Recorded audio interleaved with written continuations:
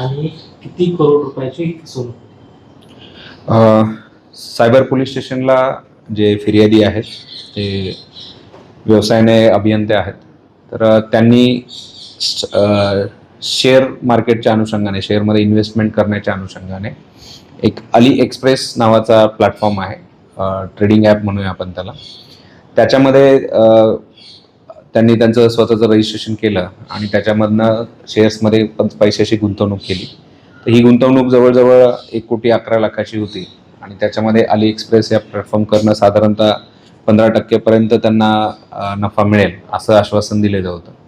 ज्यावेळेस त्यांची ही सुरुवातीला काही त्यांनी अमाऊंट इन्व्हेस्ट केली आणि त्याच्यामध्ये त्या प्लॅटफॉर्मवरती त्यांना काही प्रॉफिट त्यांचा दिसून आला. त्याच्यामध्ये त्यांनी आणखी अशी टोटल अमाऊंट इन्व्हेस्ट करून ही अमाऊंट टोटल 1,11,00,000पर्यंत गेली. ज्यावेळेस त्यांना झालेला प्रॉफिट किंवा नफा जो आहे तो विड्रॉ करण्यासाठी त्यांनी रिक्वेस्ट टाकली. तर ती जी रिक्वेस्ट आहे ती डिनाय झाली आणि ज्यावेळेस त्यांनी संपर्क केला अली एक्सप्रेस प्लॅटफॉर्मच्या प्रतिनिधींशी, तर त्यावेळेस त्यांनी काही गव्हर्नमेंट टॅक्सेस आणि इतर पैसे त्यांना पहिले भरावे लागतील आणि त्यानंतरच हे तुमचा जो नफा आहे आणि मुद्दल ही विड्रॉ करता येईल अशी त्याच्यामध्ये अट होती. त्यावेळेसच मग हे फिर्यादी त्यांच्या लक्षात आलं की आपली फसवणूक झालेली आहे. त्यांनी सायबर पोलीस स्टेशन येथे त्या संदर्भात तक्रार दिली आणि या गुन्ह्याच्या दरम्यान गुन्ह्याचा तपास करत असताना आपल्याला जे आरोपी आहेत ते याच्यातल्या जी फ्रॉडची अमाऊंट आहे ही नागपूरमधील एका खाजगी बँकेच्या अकाउंटमध्ये ट्रान्सफर झाल्याची निष्पन्न झाली.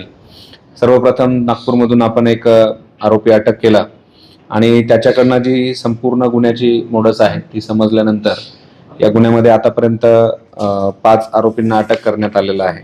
जी गुन्ह्याची पद्धत आहे त्याच्यामध्ये हे संपूर्ण फ्रॉड अमाऊंट जी आहे ती वेगवेगळ्या म्यूल अकाउंट्सवरती ट्रान्सफर होत होती आणि त्याच्या मार्फतनं USDT खरेदी करून हे बाहेरचे जे इतर राष्ट्रातले आरोपी त्यांच्याकडे ट्रान्सफर होत होते.